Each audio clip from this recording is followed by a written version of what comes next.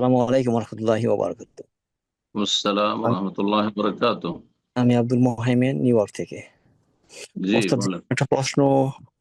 এখানে আমরা ফেতরা দেওয়া হয় দেশে, তো অনেকে আসলে দ্বিধার মধ্যে পড়ে গেছি। তারপরও যে এটা আমরা দেশে যদি দেশের যেটা ওই একসা পরিমাণ, যেটা 2.5 থেকে 3 কেজি পরিমাণ রেগুলার চাউল দিয়ে দিই, তাহলে সেটা সেটা কি ফেতরা আদায় হবে কিনা, প্লিজ এটা একটু জানাবেন আমাদের।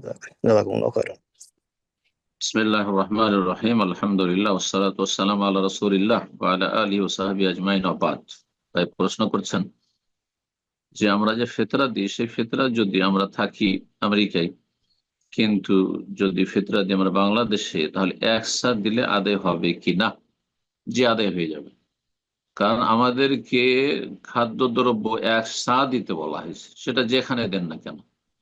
তবে যেখানে আপনি বসবাস করেন, স্থায়ী হোক আর অস্থায়ী হোক, যেখানে আপনি থাকছেন সেখানে যদি হকদার থাকে, তাহলে অন্য জায়গায় স্থানান্তর করা উচিত নয়। কথা বুঝছেন না? কিন্তু সাধারণত দেশে গরিবের সংখ্যা বেশি, হ্যাঁ, আত্মীয় স্বজন রয়েছে আর অভাবীও বেশি রয়েছে, সুতরাং দেশে দেওয়াটা এই দিক থেকে বেশি পছন্দনীয়, বেশি ভালো। আর যেখানে হয়তো আছে না, সেখানে হয়তো অভাবী আছে, কিন্তু খুঁজে পাবেন না, অথবা অভাবী নেই। সুতরাং সেখান থেকে অন্য জায়গায় যেখানে বেশি হকদার রয়েছে সেখানে দেওয়াটা বেশি ভালো। তো এই ক্ষেত্রে যেহেতু আমাদের খাদ্যদ্রব্য দিতে বলা হয়েছে, সুতরাং একসা দেওয়া যথেষ্ট। এক শ্রেণীর লোকেরা বলেন না, না একসা কেন দিবেন? ওই একসা যদি আপনি আমেরিকায় কেনেন অথবা সৌদি আরবে, তাহলে সেখানে ধরেন $5 বা $10 লাগবে। সুতরাং আপনাকে $10 যতটা চাল পাবেন ততটা কিনে দিতে হবে। এইটাই যদি ফতুয়া দেন, তার মানে আপনি আর ফেতরা খাদ্যদ্রব্য তো রাখলেন না, টাকাতে নিয়ে চলে গেলেন, আপনি ডলারে নিয়ে চলে গেলেন। এটা ভুল হয়ে গেল না?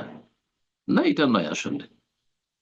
তো স্থান পরিবর্তন হলে আপনি যেখানে আছেন সেখানকার টাকা হিসাবে চাউল কিনা আপনাকে সেখানে 3 কেজির জায়গাতে 10 কেজি দিতে হবে, এমনটা নয়। কিন্তু কেউ যদি মনে করেন আমি অতিরিক্ত দেব, আমার উপর ফরজ হচ্ছে 10 কেজি, কিন্তু আমি বেশি দেব, তো জায়েজ আছে। যেমন জাকাত শতকরা 2.5 টাকা, কিন্তু কেউ যদি বলে আমি 5 টাকা দেবো, 10 টাকা দেবো, অসুবিধা নেই, দান করতে পারেন। বাকিটা অতিরিক্তটা নফল হবে। তো এই নফলের নিয়ত আপনি দিতে পারেন যে আমি বেশি করে দিয়ে দেবো। হ্যাঁ, কারণ অভাবের সংখ্যা বেশি রয়েছে আর আমি চাই যে আমি একটু বেশি করেই দেবো, এখানে দিলে তো আমাকে বেশি দিতে হইতো। এটা ভালো জিনিস।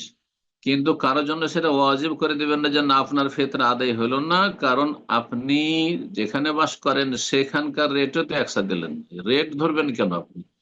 আপনাকে একসা দিতে বলা হয়েছে খাদ্যদ্রব্য যেখানে থাকেন না কেন। আশা করি সেটি যথেষ্ট হবে। আল্লাহ তাআলা আ'লাম।